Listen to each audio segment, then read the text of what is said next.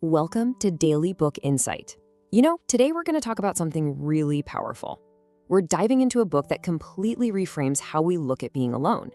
It takes this feeling that, let's be honest, a lot of us dread and turns it into an incredible source of personal strength. Okay, let's just jump right in with a really big idea from Renuka Gavrani's book. This single sentence, wow, it completely flips the script on what we think loneliness is.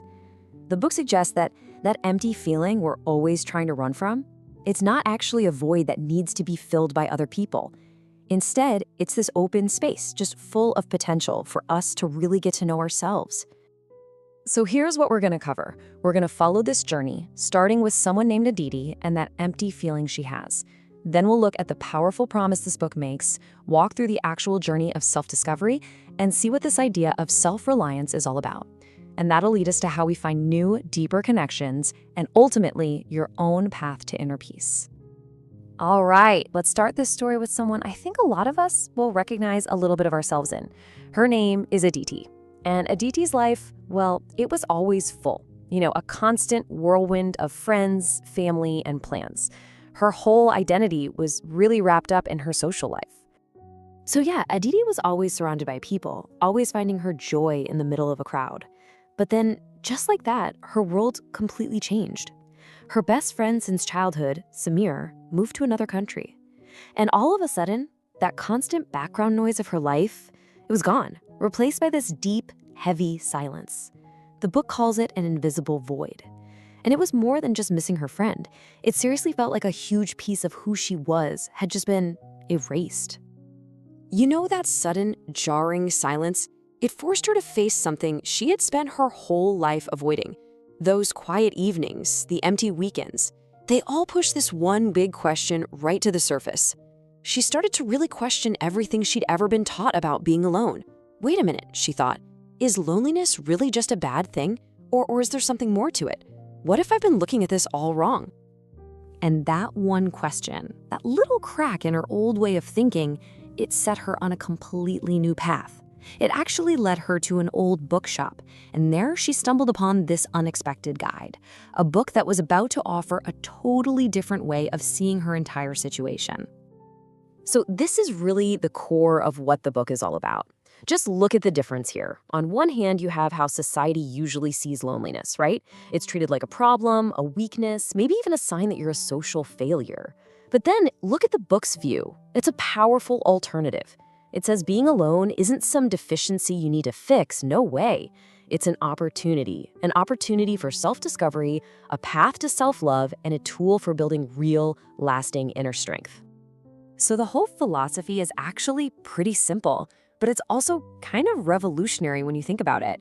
It says, stop running from being alone. Instead, we should embrace it, because it's the absolute best way to get to know who we really are. And for Aditi, hearing this, reading this one idea was the spark that just ignited this huge personal transformation. So with this new perspective from the book, Aditi made a choice. It was a really conscious decision. She decided, okay, I'm done. I'm gonna stop treating my solitude like it's some problem I have to solve.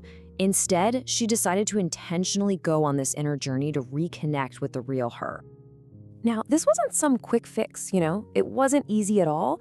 At first, the silence was just overwhelming, and that feeling of discomfort was very, very real. But Aditi stuck with it. She committed to the process. First, she just confronted the fear. She just sat with that uncomfortable feeling of being alone instead of immediately grabbing her phone to distract herself. Then, she started small with things like meditation, just trying to listen to her inner voice. She picked up old hobbies, things she used to love, and she started asking herself those really big questions like, what do I actually want? What's my purpose? And really, at the absolute heart of this whole journey was facing that one big fear that our society kind of drills into us, the fear of being by ourselves. But here's what the book taught her, and this is so important. That fear only has power over you until you realize where solitude actually leads. It doesn't lead to being lost. It leads to being self-reliant. And as Aditi kept walking down this path, she started to find this incredible strength and independence inside herself that she honestly never knew was there. She was achieving this state that the book calls Atmanirbharata, which translates to self-reliance. Okay, so when the book talks about self-reliance or Atmanirbharata, it's talking about something way deeper than just, being able to pay your own bills. It's an emotional and mental independence. It's that state where your happiness, your sense of worth, it comes from inside you, not from what other people think or whether they're around. It's that feeling of being completely whole, all by yourself. And the change in her was just profound. I mean, look at this. Before this journey, her happiness totally depended on other people. Her big decisions were always influenced by what everyone else would think. But after, she discovered that happiness was something she could find within herself. She learned to actually listen to and trust her own inner compass. And solitude, that thing she used to be so afraid of, it became this valued, protected space for her to grow. And through all of this, she learned what is probably the most empowering lesson there is. You don't need someone else to complete you. You are your own best companion. You always have been. But here's the thing that might surprise you. This new sense of being whole on her own didn't push her away from people. It didn't isolate her. Actually, it's kind of paradoxical, but it did the exact opposite. It allowed her to build even deeper, more meaningful connections than ever before. So the story goes that one day she's at a book club and she meets this woman named Artie. And their friendship was just different.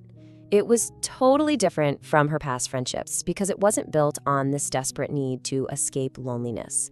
It came from a place of calm, of mutual respect and understanding, because they were both on their own inner journeys.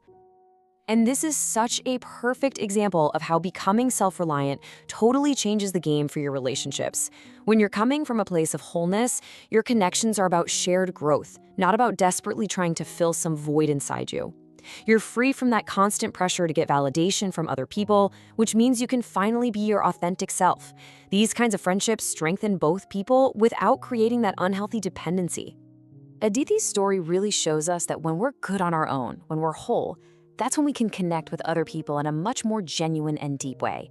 So that brings us to the big question, right? How can we take these lessons and actually apply them to our own lives? All right, so what are the big takeaways here?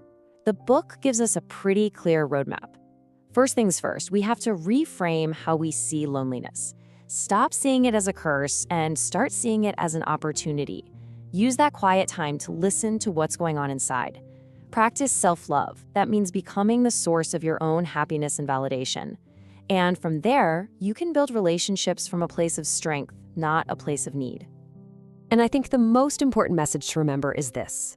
This journey inward is not about becoming a hermit and cutting yourself off from everyone. Not at all. It's about preparing yourself to connect with the world in a much more real, a much more authentic way. It's not about starting over, it's about starting from within. Which kind of leaves us with one last really powerful question to think about for ourselves. If you weren't afraid of being alone, what would you discover? What passions, what ideas, what truths about yourself are just sitting there, waiting for you in the quiet? Ultimately, the art of being alone, it teaches us that solitude isn't some lonely endpoint. It's a powerful beginning. It's the path to becoming self-reliant and finding real inner peace. If any of this gave you a new perspective today, we'd love it if you like, subscribe, and share this with any family and friends who are looking to upgrade their life. Thanks for tuning in.